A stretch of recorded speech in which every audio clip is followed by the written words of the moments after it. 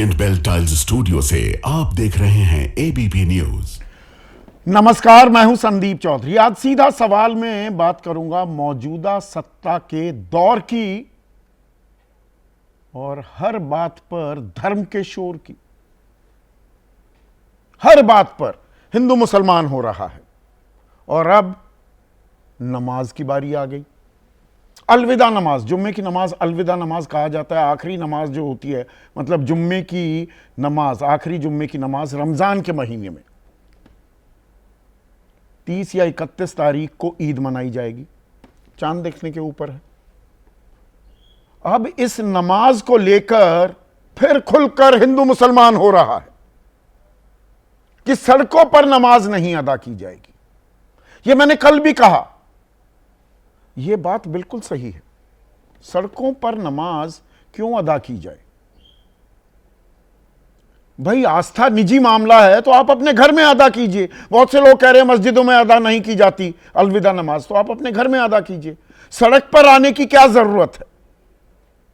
तो अगर मेरठ पुलिस ऐसे फरमान, मैं फरमान शब्द का इस्तेमाल कर रहा हूं, या संभल पुलिस ऐसे आदेश पारित करती है तो ठीक है।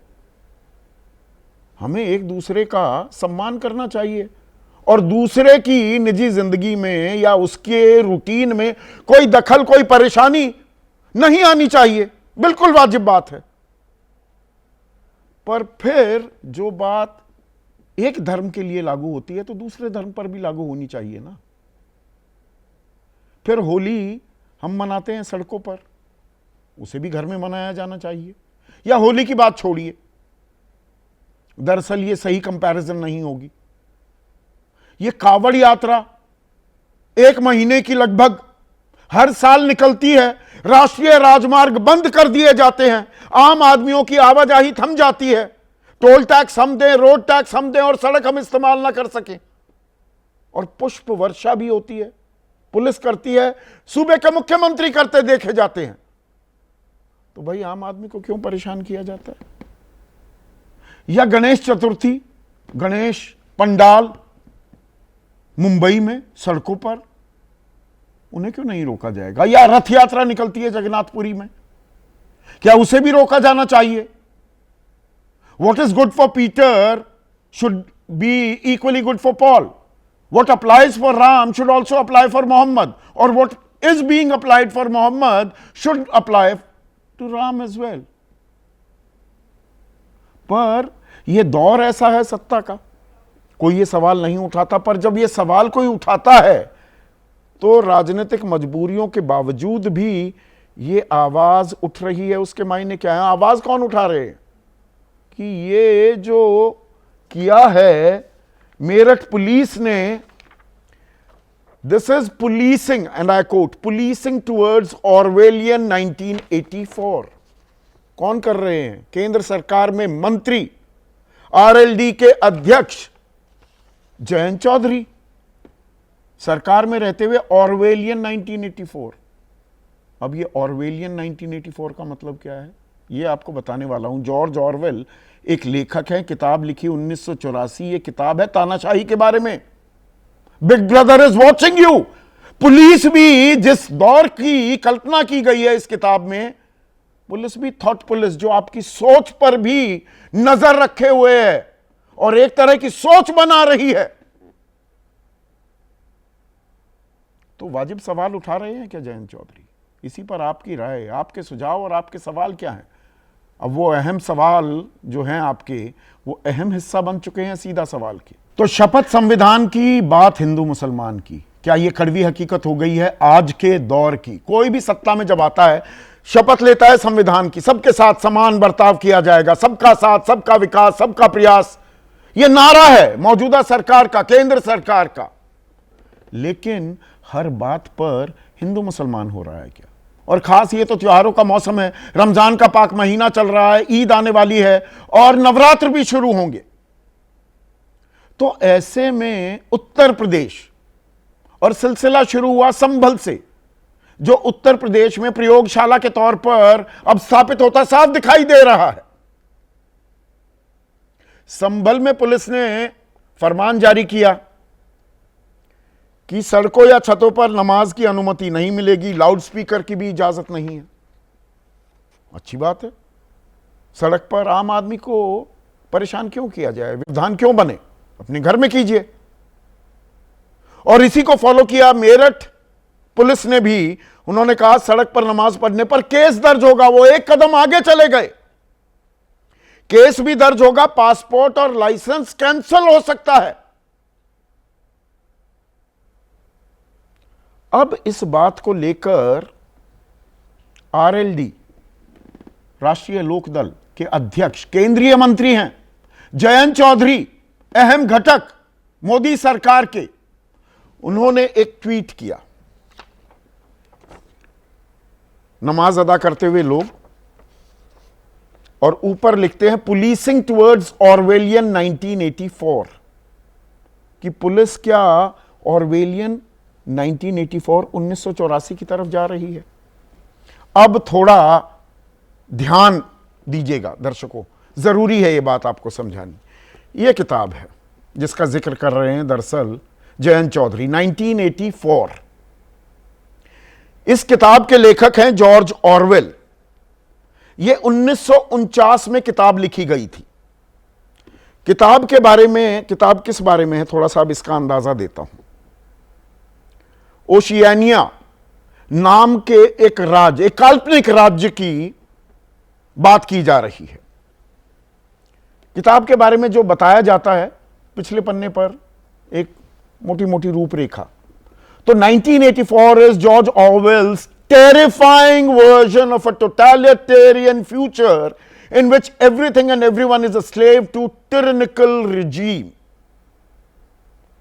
ये तानाशाही के उस भविष्य की परिकल्पना है जहां पर सभी को गुलाम बना दिया जाता है। एक टिरनिकल रिजीम जो सब कुछ खत्म कर देती है। पहले ही पन्ने पर इस किताब के लिखा जाता है इस राज्य के बारे में, big brother is watching you, पर लगातार निगाहें हैं सरकार की, सरकारी तंत्र की। पुलिस भी दरअसल थॉट पुलिस है, यानी कि आपकी सोच को भी गुलाम बनाने वाली पुलिस, वो आपकी सोच को मॉनिटर कर रही है। यह 1949 में किताब लिखी गई थी, 1949 में, आज से 76 साल पहले। और आज से 41 साल पहले के युग की कल्पना की गई थी कि हम किस तरफ जा रहे हैं। वो दौर था नात्सिज्म, फासिज्म का, हिटलर का, मुसोलिनी का और स्टालिन का। रूस में सब तानाशाह। तो जयंत चौधरी कह रहे हैं तानाशाही की तरफ जा रही है पुलिस। केंद्रीय मंत्री ये कहे तो ये बात बहुत ही गंभीर और संगीन हो जाती है।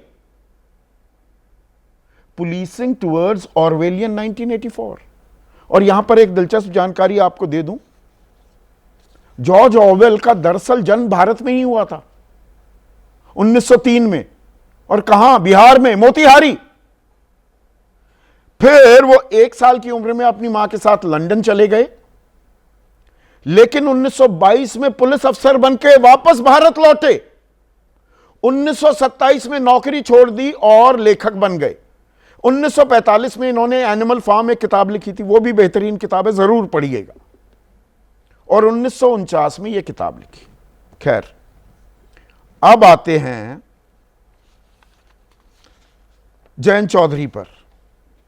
जयंत चौधरी कह रहे हैं कि जॉर्ज ऑरवेल का उपन्यास जो है, जिसका नाम 1984 है, इसमें निरंकुश सत्ता की कहानी पर आधारित यह उपन्यास, क्या उस ओर हम जा रहे हैं? यह साफ एक लाइन का ही ट्वीट था एक्स पर कहानी पूरी बयां कर दी है क्या? अब इस पर उद्धव ठाकरे कह रहे हैं कि एक तरफ सौगाते मोदी और दूसरी तरफ नमाज पर पाबंदी। बीजेपी बताए कि हिंदुत्व छोड़ा या यह सिर्फ चुनावी नौटंकी है। अब सौगाते मोदी, 32 लाख मुस्लिम परिवारों को दिया जा रहा है यह सौगात, तो नमाज रोकी जा रही है, यह सही है क्या? 10 मिनट लगते हैं नमाज में। और ऐसा कौन सी सड़कों पर जैम लग जाते हैं। और जैम लगने की बात है तो ये हमारी वीआईपी मूवमेंट में, तो दिल्ली में रहता हूं, दिल्ली एनसीआर में हर दूसरे दिन आधा पौना घंटा रुकना पड़ सकता है कि कोई वीआईपी जा रहा है। भाई हमें क्यों रोक रहे हो? अगर सबको एक रूप समानता से सबके साथ बर्ताव करना है तो सबके साथ एक ही कानून होना चाहिए। तो फिर यह कांवड़ यात्रा भी चलेगी क्या राष्ट्रीय राजमार्गों पर ही? और यूपी सरकार हेलीकॉप्टर से पुष्प वर्षा भी करती दिखाई देगी, जैसे 2022 में मेरठ के आईजी रेंज प्रवीण कुमार और डीएम दीपक मीना वो हेलीकॉप्टर पर सवार पुष्प वर्षा कर रहे थे। आम आदमी सड़क का इस्तेमाल नहीं कर सकता।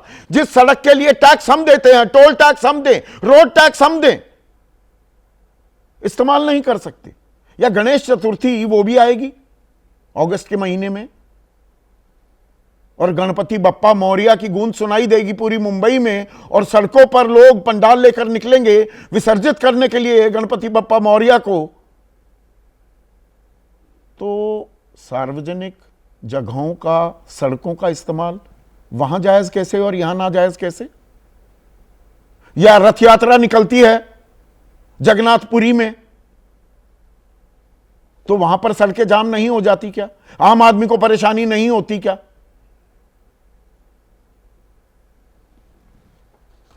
संजय निरुपम हैं, हार गए चुनाव, कांग्रेस से शिवसेना में भी गए, शिवसेना शिंदे गुट में। वो कह रहे हैं यूपी की तरह महाराष्ट्र में भी सड़क पर नमाज पर रोक लगे। गणेश चतुर्थी पर भी रोक लगेगी क्या?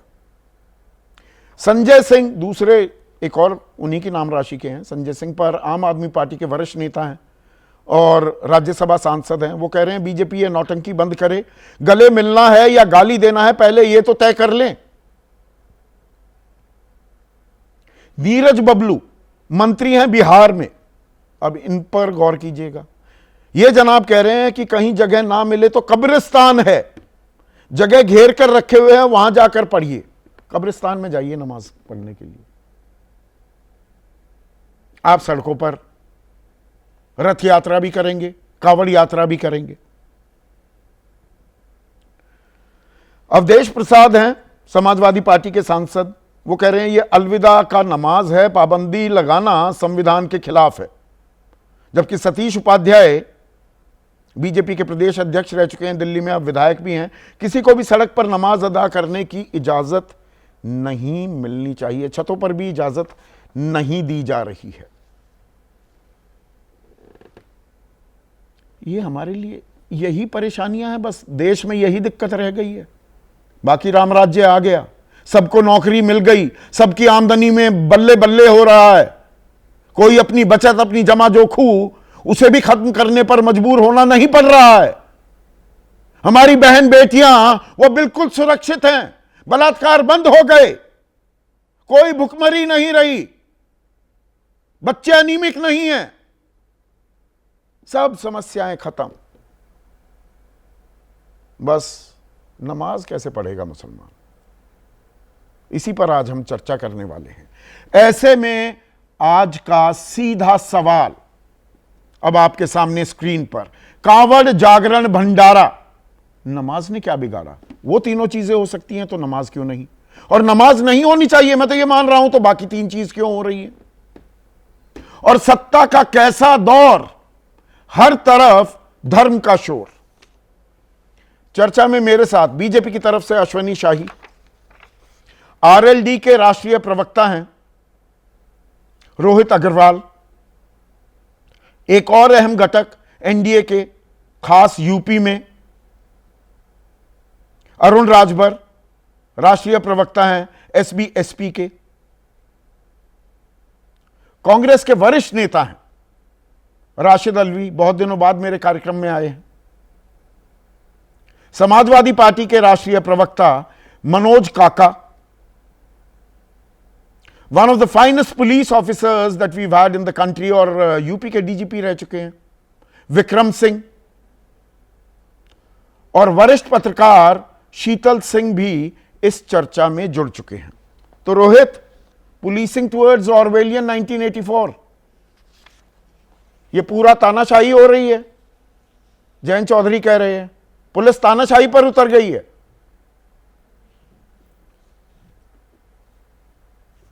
देखिए संदीप जी, मैं कुछ लाइनों के साथ अपनी शुरुआत करना चाहूँगा कि जलाए हैं दिए तो हवाओं पर नज़र रखो, ये झोंके एक पल में चिरागों को बुझा देंगे। एक तरफ सरकार ईद ए सौगात की बात कर रही है कि वो 32 लाख मुसलमानों को ईद की सौगात बांट रही है, और वहीं पे अगर पुलिस इस तरीके के ऊट पटांग ऑर्डर घोषित कर रही है तो हमको कहीं ना कहीं उसके ऊपर निगाह रखनी चाहिए। ऊट पटांग है ना, आप ये बात बिना लाल लपेट कह रहे हैं, ये इसके लिए शुक्रिया, आप क्लियर हैं, ये ऊट पटांग ऑर्डर्स हैं। नहीं, बिल्कुल बिल्कुल ऊट पटांग ऑर्डर हैं। मुसलमान अपने घर की छत पे नमाज नहीं पढ़ेगा तो कहां पे नमाज पढ़ेगा? तो ऐसी स्थिति में अगर आप ये ऑर्डर देते हो और उसके बाद फिर वो ऑर्डर अब वापस भी हो गया, माननीय जयंत चौधरी जी के विरोध के बाद ये ऑर्डर पुलिस ने तुरंत वापस भी ले लिया। देखिए, सरकार की मंशा तो ये नहीं है, सरकार तो एक नजर से सबको देख रही है। हमारा देश तो संविधान से चलेगा ना, और इसके अंदर हिंदू मुस्लिम सिख ईसाई सबका देश है, किसी एक वर्ग का देश थोड़ी ना है। पर फिर ये मैसेजिंग क्यों है? नहीं, मैसेजिंग तो बड़ा थोड़ा हुजूर आते आते थोड़ी देर कर दी क्या जयंत चौधरी ने?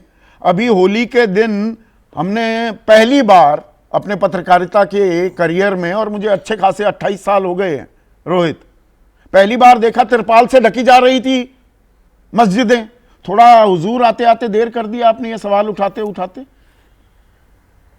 नहीं, देखिए हमने तो हमेशा भाईचारे की बात की है और भाईचारे का नारा दिया है। चौधरी अजीत सिंह जी ने तो मुजफ्फरनगर का चुनाव ही इस जो नफरत की खाई थी उसको पाटने के लिए लड़ा था।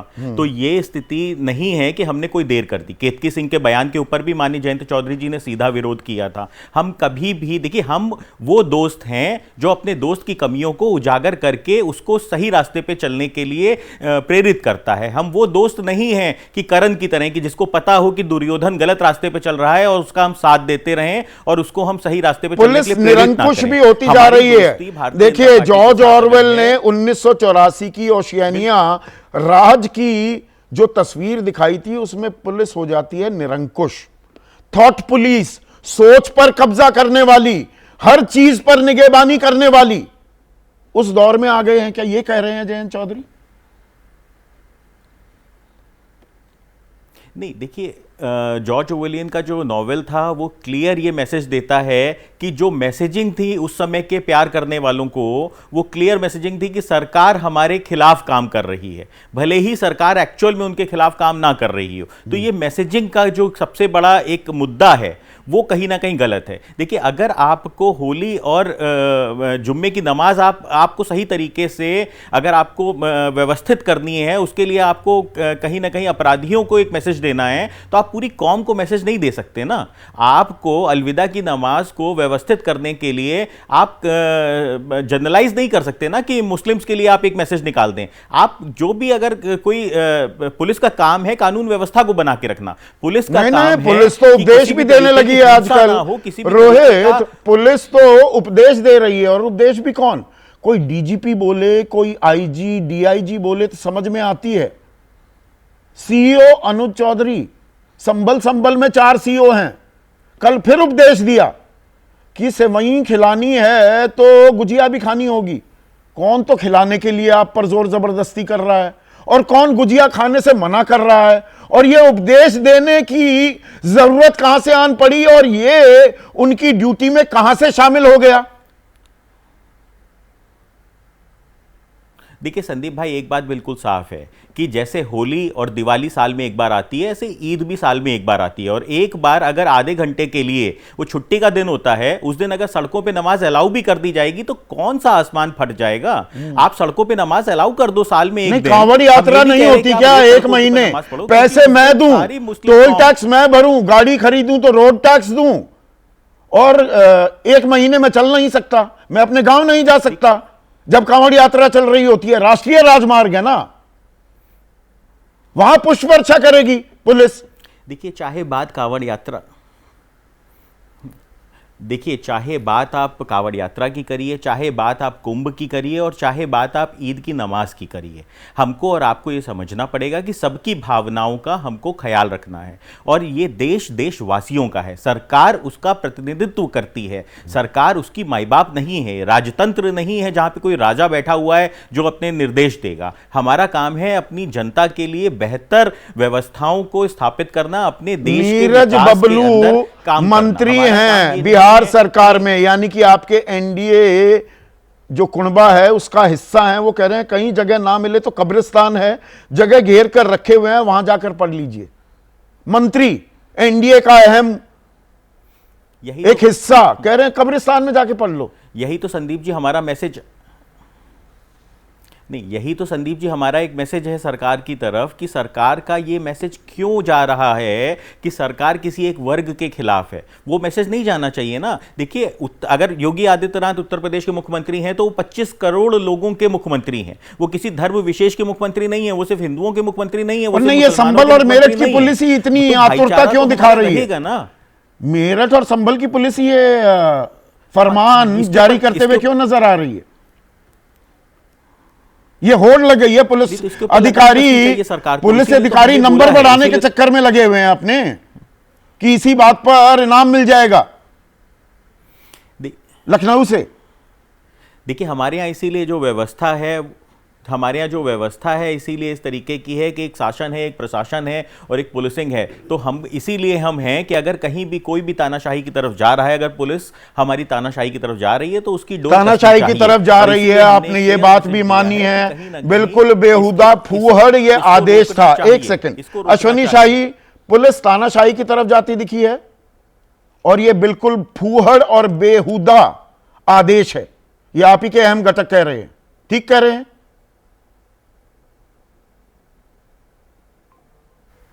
और हिंदुस्तान में अभिव्यक्ति की आजादी है। कोई भी सलाह दे सकता है। वो हमारे साथी हैं तो सलाह दिया है उन्होंने, लेकिन पुलिस कहीं निरंकुशता की तरफ नहीं जा रही है। पुलिस अपने लॉ एंड ऑर्डर को मेंटेन करने का काम कर रही है।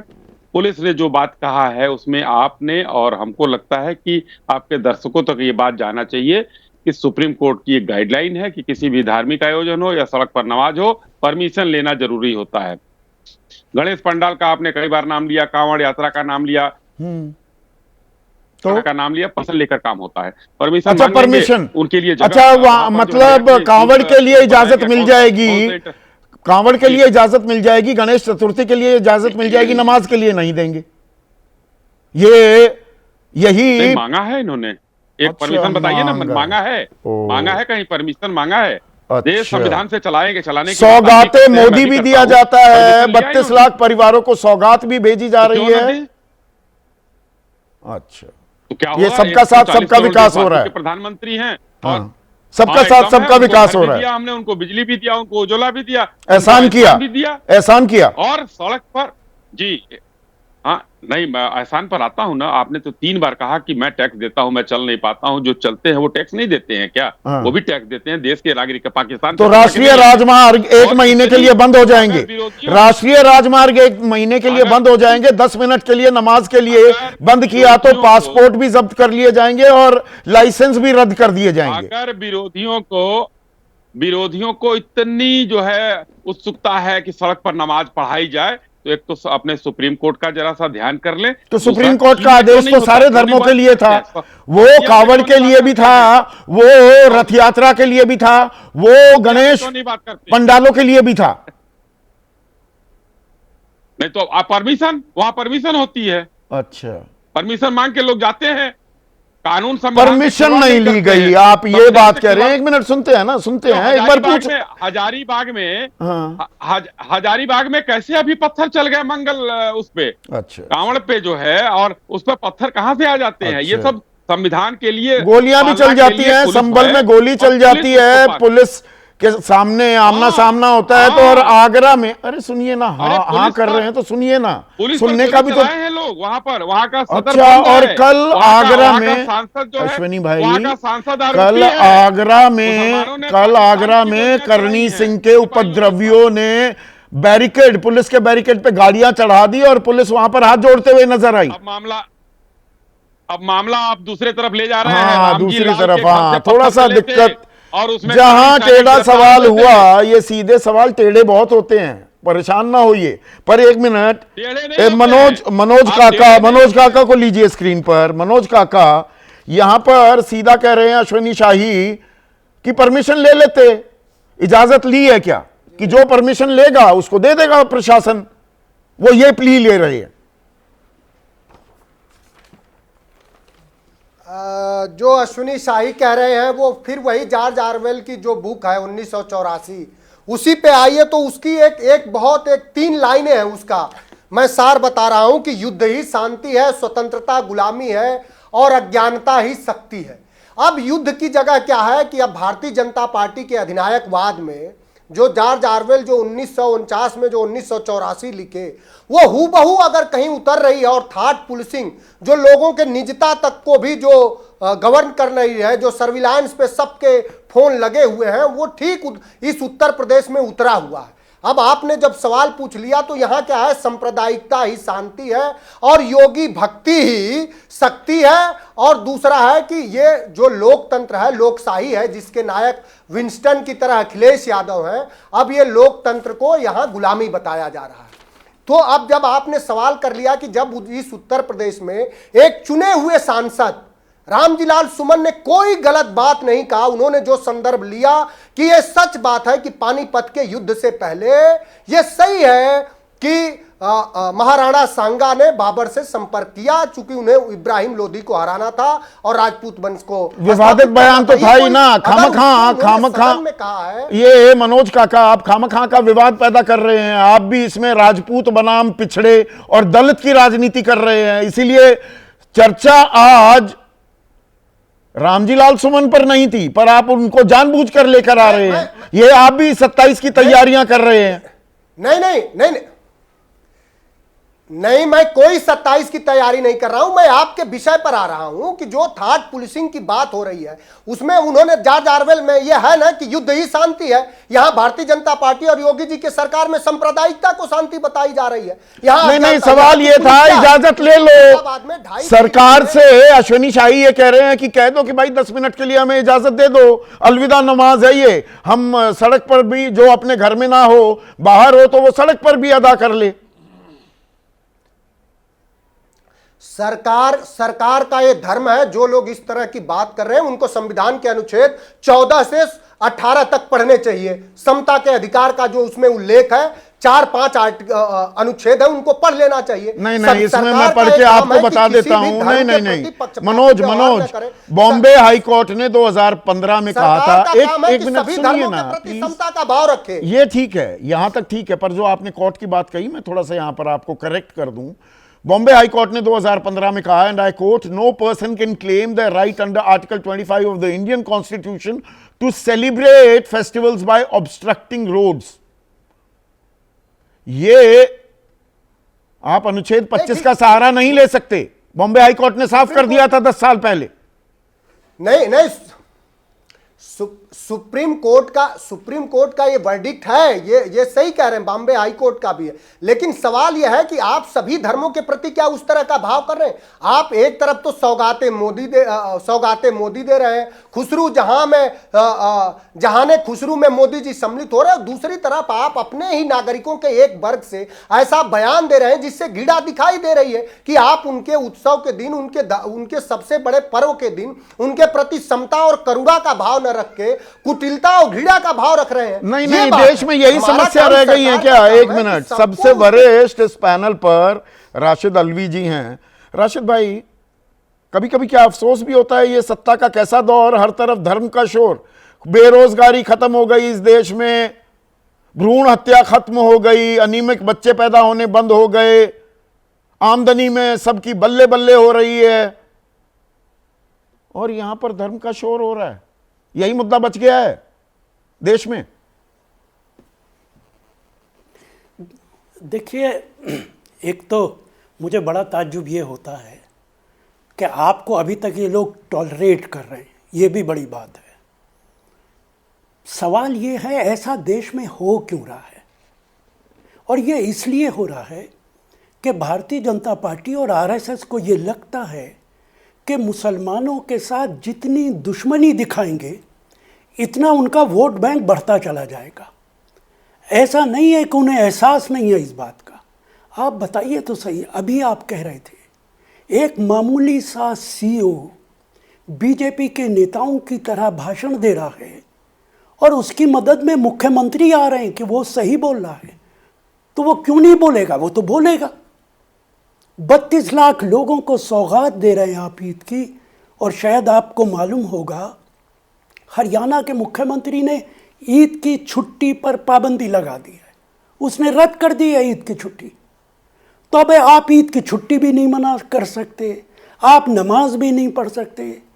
नहीं, पर जो नमाज की बात है राशिद भाई, नमाज को लेकर कि भाई सड़क पर ही नमाज पढ़ने से दरअसल पूरी तरह से आजाद महसूस करेगा एक मुसलमान, ये भी तो गलत है ना। निजी आस्था का मामला है। आप अपनी छत वाली बात, अब वो आदेश वापस हो गया है, अपनी छत पर या अपने घर में पढ़िए ना, सड़क पर क्यों पढ़ना है? और यहां पर मैं एक बात बता दूं, यूनाइटेड अरब एमिरेट्स में, अबू धाबी में, और आप जानते हैं मुझसे बेहतर, सड़क पर, हाईवे पर नमाज अगर आप पढ़ेंगे तो 1000 दिरहम का जुर्माना भी लगता है। वहां पर भी पाबंदी है।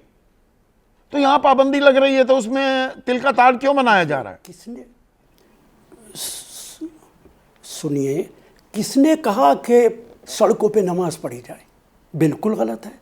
मैं तो ये भी कहता हूं कि लाउड स्पीकर की भी कोई ज़रूरत नहीं है। लेकिन सवाल ये नहीं रह गया है, अगर सड़कों पे नमाज नहीं पढ़ोगे तो दूसरा मुद्दा खड़ा हो जाएगा।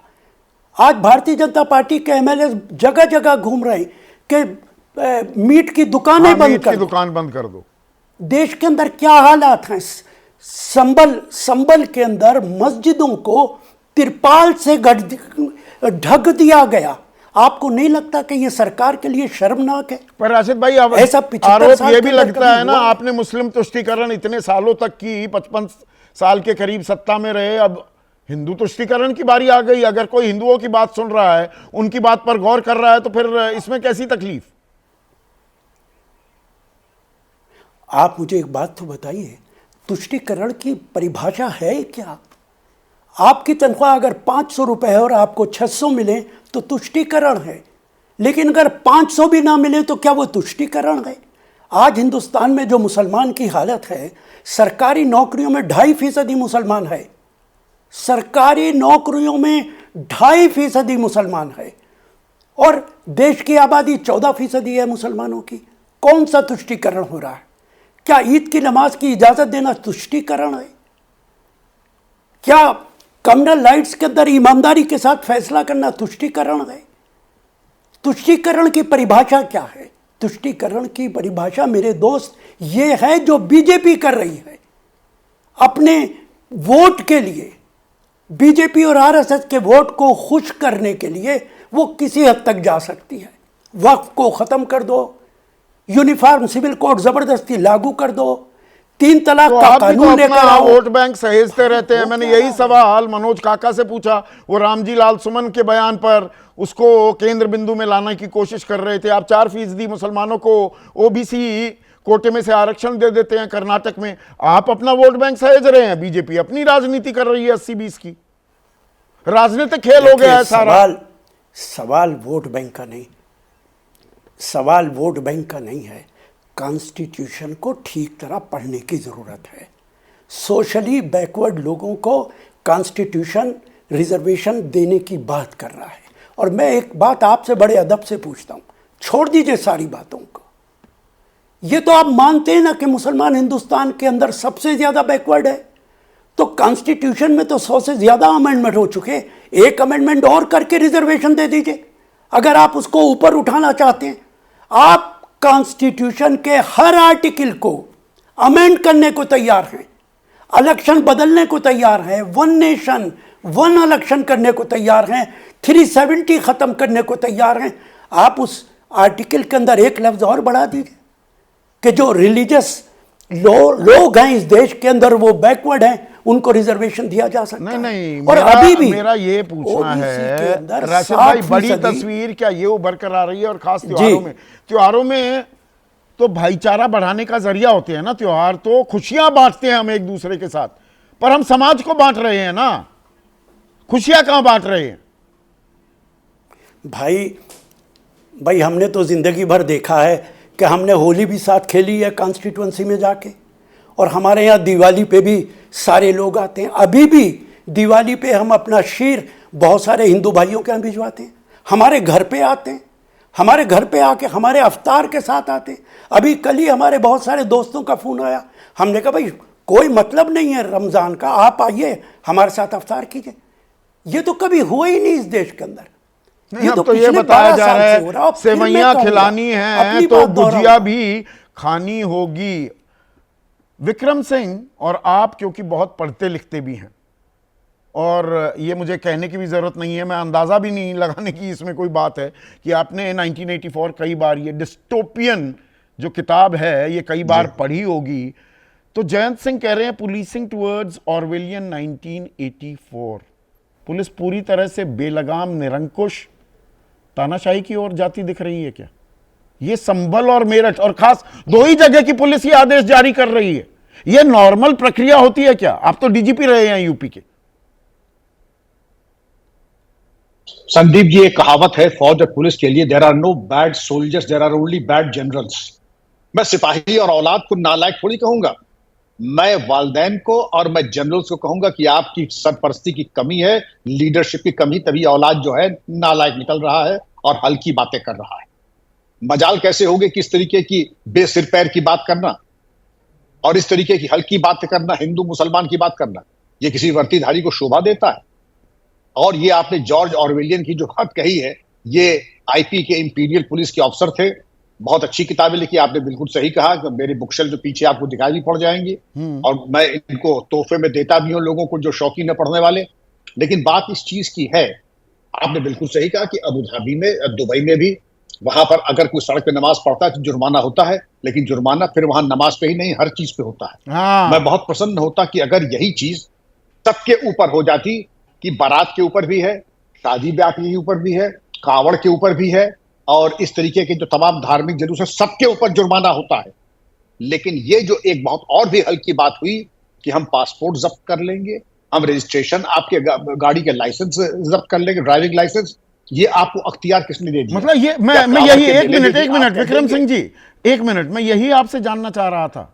मतलब पुलिस अफसर ना हो गया खुदा हो गया, वो कुछ भी तय कर सकते हैं, हम पासपोर्ट भी जब्त कर लेंगे, हम लाइसेंस रद्द कर देंगे, ये ताकत क्या दी जाती है? ये ताकत है क्या एक पुलिस अधिकारी के पास? बिल्कुल नहीं संदीप जी, ये अनाधिकार चेष्टा है और उस अफसर के खिलाफ जवाब तलब करके कार्रवाई होनी चाहिए। ये पुलिस अफसर को ये अख्तियार नहीं है कि पासपोर्ट जब्त कर लेगा और ड्राइविंग लाइसेंस जब्त कर लेगा, और वो भी एक पक्ष की बात करना। और पुलिस अफसर को तो ये अख्तियार है ही नहीं। ये किस बेसिस पे आपने कह दिया? क्या मनमाने तरीके से जो नहीं, तो डीजीपी क्या कर रहे हैं? डीजीपी क्या कर रहे हैं उत्तर प्रदेश पुलिस के? आप तो खुद डीजीपी रहे हैं। मैं आपसे एक बात कहूंगा, मैं इस क्षेत्र में वर्षों तक रहा हूं और फील्ड में रहा हूं कम से कम 25 साल। आप एक बार शांति समिति के जरिए जो मोहल्ले के जिम्मेदार और बुजुर्ग लोग होते हैं उनसे आह्वान कर दीजिए, आपको कोई दिक्कत आ नहीं सकती है। और हमारे विकल्प ये भी नहीं है, त्योहार रजिस्टर थाने में होता है, अभिसूचना रजिस्टर होता है, सांप्रदायिक सूचना, उसके आधार के ऊपर ही पुलिस अधिकारी कर्मचारी इस पे निर्णय लेते हैं। नहीं विक्रम सिंह जी, एक और इसमें तो एक चीज जो मुझे बिल्कुल समझ में नहीं आई, भाई कोई मुसलमान है, उसका घर है, वो अपने घर की छत पर भी नमाज नहीं अदा कर सकता। इससे ज्यादा हास्यास्पद कोई चीज हो सकती है? बिल्कुल नहीं। मैं आपसे यही कह रहा हूं कि ये त्योहार रजिस्टर में दिया होता है कि परंपरागत तरीके से यहां पर नमाज होती आई है, उसको कोई रोक नहीं सकता। हाईकोर्ट भी इस बात को मानता है कि त्योहार रजिस्टर में 100 साल का इतिहास है, और अगर परंपरागत तरीके से यहां नमाज होती है तो आगे भी होती रहेगी, जब तक ये न हो जाए कि 100 साल में ये इमारत बिल्कुल जर्जर हो गई है और यहां पर रहने काबिल नहीं रही। वो बात अलग है, लेकिन आज तक ऐसा हुआ नहीं, क्योंकि छतों पर लिमिटेड नमाज होती, 5, 7, 10 लोग, 20 लोग आ गए तो हो गई। वरना जो परंपरागत ट्रेडिशनल जगह होती हैं, और आप जानते हैं, मैं भी जानता हूं, जो ट्रेडिशनल हैं, जो बाग हैं, जो एरियाज हैं, वो चिन्हित हैं, त्योहार रजिस्टर में उनका नक्शा नजरी बना हुआ है, उसमें किसी को क्या आपत्ति है? और आपने अपने अधिकारों का अतिक्रमण करते हुए हम पासपोर्ट जब्त कर लेंगे। यहाँ पर एक बहुत ही गंभीर सवाल पूछ रहे हैं विक्रम सिंह जी, हमारे दर्शक पवन शर्मा हैं, देहरादून वासी हैं। वो कह रहे हैं क्या देश को गृह युद्ध में धकेल रहे हैं? मजहब नहीं सिखाता आपस में बैर रखना? यह युद्ध काल हो गया है क्या संदीप जी राजनीति किसी का? की औकात, ये किसी की औकात नहीं है कि देश को गृह युद्ध में झोंक दे। ये छुटपुट घटनाएं जो स्पार्किंग हो रही है, मैं उम्मीद करता हूं कि पुलिस का नेतृत्व और आप ऐसा परिपक्व नेतृत्व मीडिया का इस चीज को बिल्कुल रोक दे, समाप्त कर दे, जिससे कि दोबारा इस प्रकार का कोई दुस्साहस कहां समाप्त हो रही हैं विक्रम सिंह जी? फिर मैं absurd बातें। सीईओ का जिक्र करना यह कुछ जरूरत से ज्यादा मैं तरजीह तवज्जो दे रहा हूं, पर जरूरी हो जाता है कई बार। कल पीस मीटिंग, आपने पीस मीटिंग का जिक्र किया, वही पीस मीटिंग थी और वहां फिर उपदेशक की भूमिका में आ गए ये सीईओ और कह रहे हैं मैंने पहले भी जो बोला था बिल्कुल सही बोला था, गलत बोला था तो कोर्ट में चले जाते, सुप्रीम कोर्ट चले जाते, क्योंकि मुख्यमंत्री ने तस्दीक कर दी। और कल कहा कि सेवैयां खिलानी है तो गुजिया भी खानी होगी। कौन तो जबरदस्ती सेवैयां खिलाता है बस और कौन मना कर रहा है मैं गुजिया नहीं खाऊंगा? और होते कौन है ये सीईओ ये उपदेश देने के लिए? ये काम होता है क्या एक पुलिस अफसर का? देखिए संदीप जी, त्योहार तो खुशी का मौका है। इस तरीके की खाई खोद करके चुनौती वाली बातें करना, भेदभाव की बात करना, खाई पैदा करना, ये किसी को शोभा देता, खासकर वर्दीधारी को, वो भी फील्ड में रहने वाले। अब तक बिल्कुल तो नहीं। शो कॉज मैं ये भी नोटिस मिल कहूंगा। गया होता, शो कॉज नोटिस नहीं मिल गया होता। आप भी उस दिन कार्यक्रम में थे, होली के दौरान भी जो इस तरह के बयान आए तो चलते जी हाँ, प्रोग्राम में संभल के डीएम ने एबीपी न्यूज से कहा कि नहीं, हमारी आधिकारिक इजाजत के बिना कोई बयानबाजी नहीं होनी चाहिए और जो बयान उन्होंने देने भी वक्तव्य होंगे दिया। या तो मैं डीएम या एसएसपी साहब देंगे और कोई नहीं। आप थे उस दिन कार्यक्रम में? मैं था भी। इसका मतलब कि डीएम साहब को मेरा परामर्श होगा कि इतना शिथिल नियंत्रण न रखें, नियंत्रण जरा टाइट रखें कि उनकी इजाजत के बिना को इस तरीके के गैर जिम्मेदारान बयान न दे। माना कि आप पहलवान हैं, पहलवान की तरह बोलते हैं, तो पहलवानी अखाड़े में दिखाइए, वर्दी पहन करके एक अनुशासित पुलिसकर्मी की तरह रहिए, अनुशासित अधिकारी की तरह रहिए। आप सबके हैं, सब आपके हैं। ऐसी कोई बात न कीजिए जिससे मालूम पड़े कि आप पक्षपातपूर्ण हैं। ये लखनऊ के आशीर्वाद के बिना संभल और मेरठ पुलिस के अधिकारी ऐसे फरमान जारी कर सकते हैं क्या विक्रम सिंह जी? नहीं संदीप जी, मैं आपसे बताऊं, लखनऊ की नजर में ये कुछ भी नहीं, जुगनू है।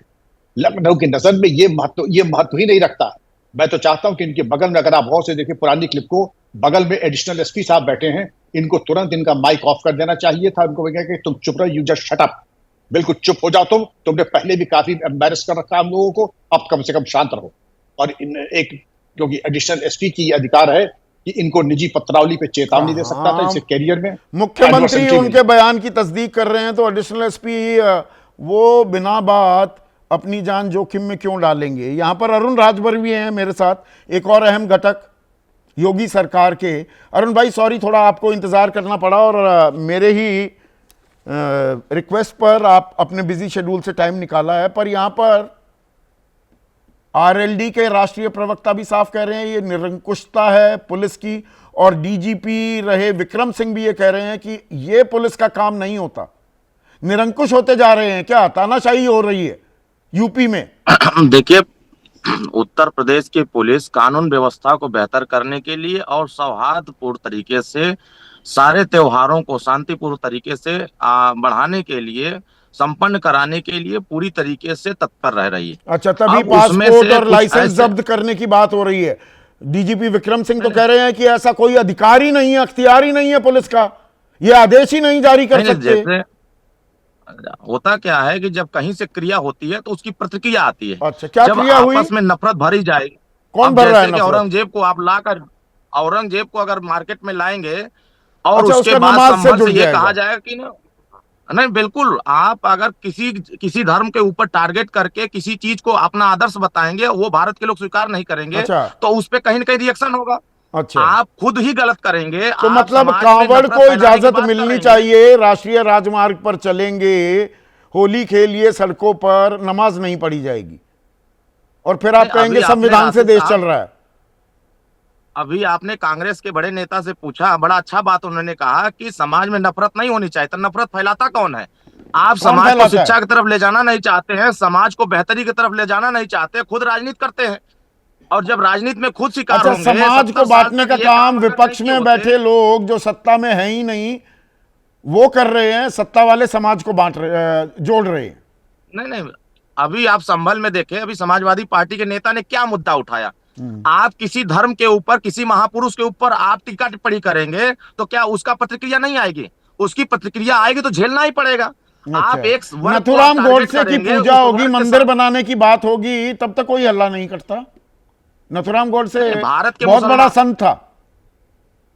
नहीं, भारत के मुसलमान एबीजे अब्दुल कलाम की बात क्यों नहीं करते हैं? अच्छा, भारत ये के कौन कह रहा है? क्यों मुसलमान नहीं? वीर अब्दुल कौन हमीद की कह- बात नहीं करते? किसने कहा? वीर अब्दुल हमीद के तो गांव में जो प्राइमरी स्कूल है उसका नाम बदल दिया आपकी सरकार ने। कहां है आप? बिल्कुल आधी नहीं चीज बदला। बता के आप सोच रहे हैं निकल ये लेंगे झूठी पतली गली फैलाई- से। नहीं, ये झूठी नहीं, बढ़िया फैला हुआ। करके झूठी अब्दुल चीजें हमीद की ये झूठी खबर बता रहा हूं मैं। हाँ बिल्कुल, ये झूठी खबरें नाम फैला नहीं करके हुआ, बदला बाद में गया। उसको अफवाह फैलाया गया था। ये अच्छा, अफवाह फैलाया गया अफवाह था। फैलाया गया था। ये अफवाह फैला करके जनता के बीच में भ्रम पैदा किया गया था। अच्छा, सच्चाई यही आप है सीधी कि सच्चाई देश के बताते हैं। मुसलमानों के बीच में, हाँ, नहीं, देश के मुसलमानों के बीच में और देश के हिंदुओं के बीच में, जैसे इन्होंने कहा कि अगर हम आपका सेवई खा रहे हैं तो आप हमारा गुजिया खाइए। कौन मना करता है गुजिया खाने से? अरुण भाई बताइए तो, किसने मना किया? अपनी ही बात तो कहकर और उसी को 10 बार कहकर आप सत्य मान नहीं, ये लेंगे? तो मुसलमान को सोचना चाहिए। क्या यह मुसलमान बात तो गुजिया खाने से मुसलमान को मना यह करता बात है? सोचना चाहिए, मना करता हम है? भाईचारा पैदा करें। मना करता है भाईचारा गुजिया पैदा खाने करने के से? हमारे गांव में देखिए, अच्छा, हमारे गुजिया गांव खाने में से? होली के दिन नहीं, कोई नहीं मना करता है। हम तो सेवई खाने के लिए। अच्छा, मुसलमान मना करता है? क्या आप भी यूपी से आते हैं? मैं भी यूपी से आता हूं। शीतल भाई, ये पूरी बात ही अब्सर्ड है। इसका क्या मतलब है? बस अपनी बात कह दी हमने, 10 बार कह दी, 100 बार कह दी, यही अंतिम सत्य हो गया।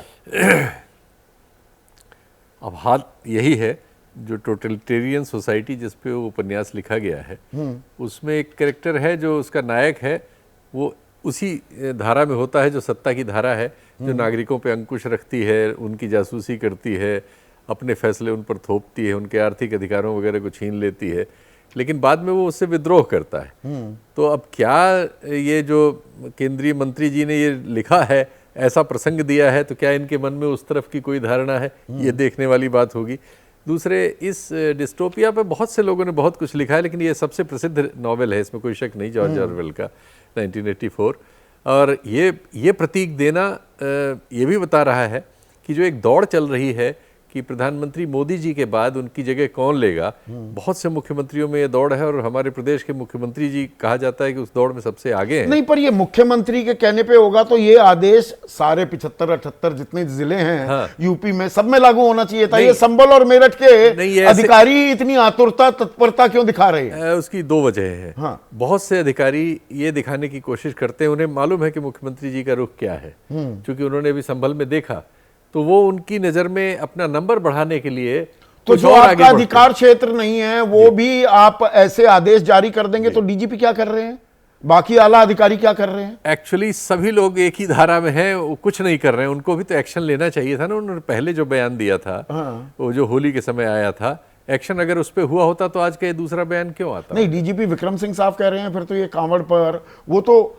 बारात पर, सब चीजों पर, भाई सड़क पर कैसे आ जाओगे फिर? बिल्कुल आप अवरोध कैसे करोगे? ये वीआईपी मूवमेंट में रुकते हैं ना हम आधे घंटे कहीं भी कि एक वीआईपी को जाना है, एम्बुलेंस भी फंसी रह जाती है। भाई सरकारों का काम अपनी ओर से आग में घी डालने का तो नहीं होता ना। सरकारों का काम तो आग में घी डालने वाली प्रवृत्ति को रोकना, और इस तरह का अगर कोई काम कर रहा है तो उसके ऊपर अंकुश लगाना, उस पर कार्रवाई करना। संविधान सम्मत तो यही है। तो जो सीओ साहब ये सब बातें करते हैं या कोई दूसरा अफसर कुछ ऐसी कर रहा है, अब उन पर अगर कोई कार्रवाई नहीं होगी और मुख्यमंत्री जी अपने कार्यक्रमों में उसकी तस्दीक नहीं, अब दावा कर रहे हैं, यहाँ पर रोहित ने दावा किया कि जयंत चौधरी के इस आपत्ति दर्ज कराने के बाद कम से कम छत पर नमाज नहीं अदा कर सकते, वो आदेश वापस ले लिया गया है। जी, चलिए एक हद तक कह सकते हैं, लेकिन ये बहुत खराब होगा कि अगर ईदगाह में नमाज उनको न पढ़ने दी जाए ईद पर। ये कहाँ हम जा रहे हैं? हम बांग्लादेश और पाकिस्तान से मुकाबला कर रहे हैं? नहीं, वो मंत्री हैं नीरज बबलू, वो तो कह रहे हैं कि कहीं जगह ना मिले तो कब्रिस्तान है। वही एक ये दुर्भाग्यपूर्ण है ना कि सब लोग सफलता के लिए सबने शॉर्टकट चुन लिया है, क्योंकि अपने समय में मोदी जी को इस शॉर्टकट अश्विनी से मिश्रा सफलता सवाल मिली। पूछ रहे हैं, कोलकाता वासी हैं, ये सवाल लीजिएगा। वो महाकुंभ का जिक्र कर रहे हैं कि जब वहां पर सारे दरवाजे बंद थे, रास्ते, भाई वन वे वाला रास्ता तो बंद हो गया था ना, और जो वो पीपे के पुल थे वो भी बंद कर दिए, वीआईपी के लिए खुले हुए थे। तो महाकुंभ में प्रयागराज के सारे रास्ते बंद थे, लोगों को इतनी दिक्कतें हुई, तब सरकार कहां सो रही थी? अब रास्ते बंद नहीं होने चाहिए, अब बड़ी एक्शन में दिख रही है जी सरकार। जी जी, अब ये सब सवाल होंगे ही होंगे, लेकिन असली समस्या वही हो रही है कि राजनीति को शॉर्टकट से सफलता प्राप्त करने की जो कोशिश है, ये हमारे समाज का बहुत नुकसान कर रही है और हमारी जो प्रायोरिटीज़ हैं वो नकारात्मक हो गई हैं। हम पाकिस्तान की तरह हर हमारा एक्शन जो है उसकी तुलना अगर हम कहीं करें तो बगल में पाकिस्तान से मिल और रही है या अब क्या बांग्लादेश से। राजनीतिक संदेश, एक आखिरी कमेंट आपसे चाहूंगा जी अश्विनी भाई, वक्त नहीं है आज तो उंगली प्लीज थोड़ा सा नीचे कर लीजिए, सिर्फ शीतल भाई के लिए ही वक्त है। जी जयंत चौधरी का ये ऐतराज दर्ज कराना जी। थोड़े असहज है, जेडीयू भी वो भी लगातार ये बात कह रही जी। है। अभी चंद्रबाबू नायडू ने पूरे पत्ते नहीं खोले जी। हैं, तो एनडीए की समन्वय पर आप आने वाले दिनों में कुछ असहजता देख रहे हैं? देखिए, इस तरह की असहजता बीच बीच में सामने आएगी, उसके राजनीतिक कारक हैं, लेकिन ये किस बिंदु तक पहुंची है ये देखना होगा। क्या वो ऑरवेल के उपन्यास की तरह विद्रोही मुद्रा में हमें आगे कभी मिलेंगे, या वो एक बयान देके और उससे थोड़ा सा ये जो हो गया कि छत पे नमाज पढ़ी जा सकती है, ये कह के कि देखिए हमने बयान दिया तो हमने ये खुलवा दिया। तो इस तरह ये जो आज की परिस्थिति, इसमें दोनों अपने को जीता हुआ बताएंगे। दोनों अपने को जीता हुआ बताएंगे। समाज जीत रहा है क्या, हम जीत रहे हैं क्या, या खुशियां बांटने का जो जरिया होते हैं त्योहार, वो समाज को बांटने का हिस्सा भी बन गए हैं क्या? आज सीधा सवाल में बस इतना ही।